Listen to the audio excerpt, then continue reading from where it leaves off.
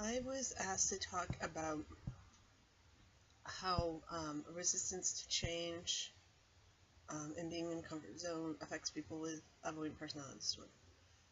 First of all, that is not exclusive to people with avoidant personality disorder at all. And unfortunately, however, there are some really sort of specific gnarly side effects to having avoidant personality disorder that get in the way even more than other people. I mean, it is completely natural to want to not make changes. It's against human nature. Um, and generally, the formula is that if you get to the point where it's worse where you are, then it would be to go through the change to get you to a better place. That's when you're ready to change. That's what they say anyway. However, the part that really gets in the way with people with avoidant personality disorder, just the personality disorder, is that you don't think you're worthy of making things better. So there's that too. So you've got like a double hurdle. So it's sort of like, to get to that point, things have to be twice as bad as whatever the change would be. I mean, you really have to be desperate. Unless if you just let things happen, you're going to have to be just the absolute pits. And really feel like you don't have a choice but to make the change. That's why, not in the current diagnostic criteria, but the one before, I mean, it was part of the diagnostic criteria that people with avoidant personality disorder were underemployed. And that's why, because, they get a job and they stick with the job, and it doesn't matter that they're underpaid, and it doesn't matter they're doing some dumb thing. It's too much of a bother to make the change. However, sometimes you have to do it. You just have to suck it up.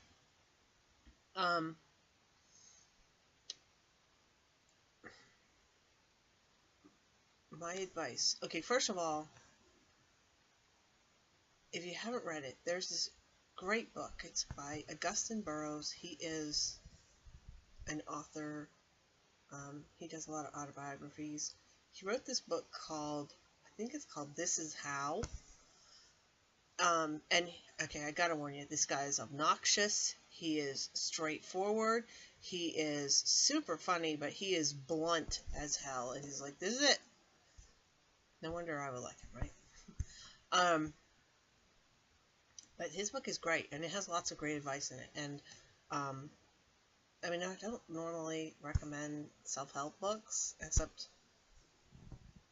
this one, like I said, even if you read it not for the self-help, if you read it for the extremely irreverent and non-PC humor, not non-PC in a, like, mean-spirited way, non-PC or in an I don't give a shit kind of way. It's a great book. I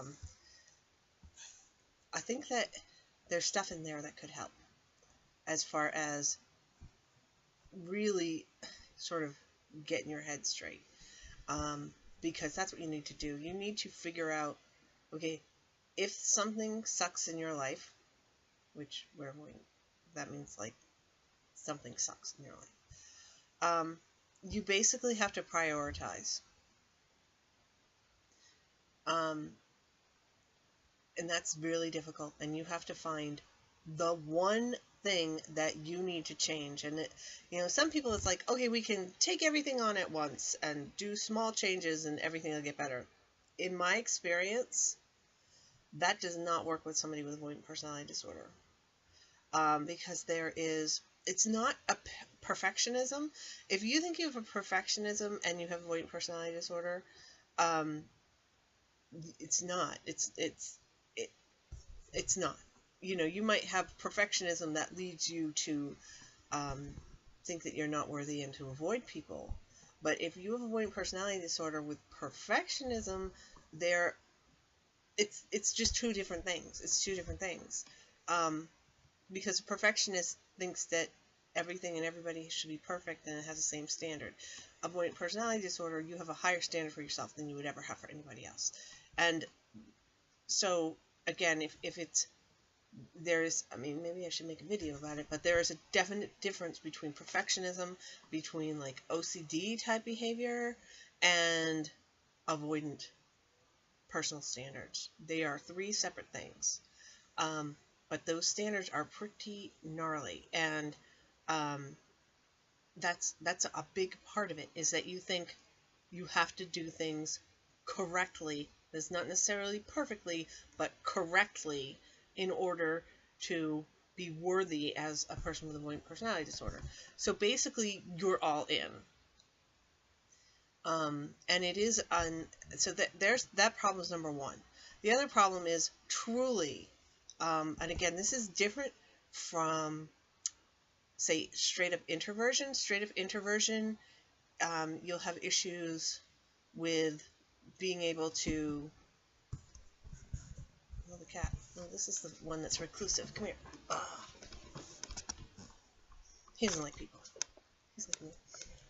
Actually, he likes me, but he doesn't like anybody that's not a regular. He's a good boy. Anyway, so straight up introversion versus avoidant personality disorder, they're similar, and they can be, you can both have obviously both things at once, but an introverted person, it's like if you're around people, it's like they're sucking the energy out of you. And it's very similar to, like that, to an avoidant person. So, I mean, you can have both, and they can exacerbate each other, and it gets even worse. So that's the other reason why you've got to pick and choose. You can't do everything at once, because if you've got people, take it from me, I've got quite a few things going on with quite a few people involving so many people over and over and over again, and it's bad. It's really, really bad. There's a reason I'm not, like, I mean, I know I'm making these videos, it seems ridiculous, like, what am I talking about, that I'm at the pit, but I am not depressed, but I am at a really low, well, I'm obviously a little depressed, but I'm at a really low avoidant place, where I don't think I'm good at anything, etc., etc., and it is because there's just so many damn people in my life, and there's so many things I have to do, and because I'm doing all these things, there's other really important life things that are absolutely not being taken care of. No question about it. No other way of describing it. That, I'm just letting some plates fall, and they're going to have to fall because you have to prioritize. And that might be what you need to do. It's absolutely terrifying to say, oh my God. I mean, it's bizarre, but it's true. It's sort of like, I know a lot of people, I've heard them, they're like, well, I can't do this. I can't get a job until I have a relationship. I can't get a relationship until I get a job. And that is not true. Neither of those things are true. They're just not true. It's much more comfortable if you have the support of, you know what you're doing for your work, so then you can spend the time to get a partner. It's much more comfortable if you have a partner supporting you, that you can then get a job. I get that. I 100% get that. But you can't do both at once. You can't get a new job and get a new, start dating somebody new at the same time. I mean, that is suicide for somebody with avoidant personality disorder. It just is. It just is. So you have to pick which is the worst. Is the worst that you have to live with your family and they're sucking the life out of you? If that's the worst, then you need to really seriously do some goal setting. Decide that, okay, I swear he doesn't like people, but I guess he does. Anyway, you have to decide, okay, well, I'm used to having a fully stocked kitchen, etc., but I guess I'm just going to live with a tiny studio apartment for the time being, because then once that stress is off and you're used to being there, then you can move to the next step, and you have to do that. And it helps me if I take myself out of the equation. That sounds really bizarre, but it's true. Like, what my wants and needs are completely, totally separate things. What do I want to do? I want to have nothing to do with anybody 90% of the time. I want to not, I do want to snap my fingers and just suddenly have, a decent person or whatever. I just want it done. I am not a process person. Um, the people say the journey is, the best part or something. I'm like, not for me. Um, and it will, and I've had numerous times in my life where really seriously something will pop up like, this is the thing that I have to take care of now. It is clearly the number one thing. If you've got everything that just like generally sucks and you really don't have direction and you don't have like, it's beyond drive. It is absolutely a total necessity. You must do this. It's like almost animalistic. I must take care of this thing. It is too intolerable in my life right now. That's when you should make the changes on things. Can you do little teeny things like maybe smile at somebody when you go pick up your coffee at a coffee shop? Well, for me, if I went into a coffee shop, wow, but that sort of thing, you can do that, and you can practice that with people that you won't ever see again. If you're out and about wherever, I recommend that highly. Cashiers generally are incredibly happy to have somebody say something positive to them, so you can practice being friendly with cashiers, and they'll actually like it. It'll be great. You don't have to practice on somebody that you're actually interested in having part of your life. You don't have to practice on somebody that you maybe will see again. Go into some random store and just be nice to the person working there. Practice. And that will sort of get you into, sort of used to the idea of being able to do something outside of your comfort zone. If it does not matter at all. Really, seriously, do something that you have no commitment for whatsoever. You can do it the spur of the moment. Don't think about it too much. Don't go, okay, on my checklist for today, I'm going to be nice to somebody, because that will stress you out. It's more like, if, suddenly you feel like looking up, look up. Just do it in a place where you don't have to be there every day. Go into some random new place. Be around some place that's, like, not even...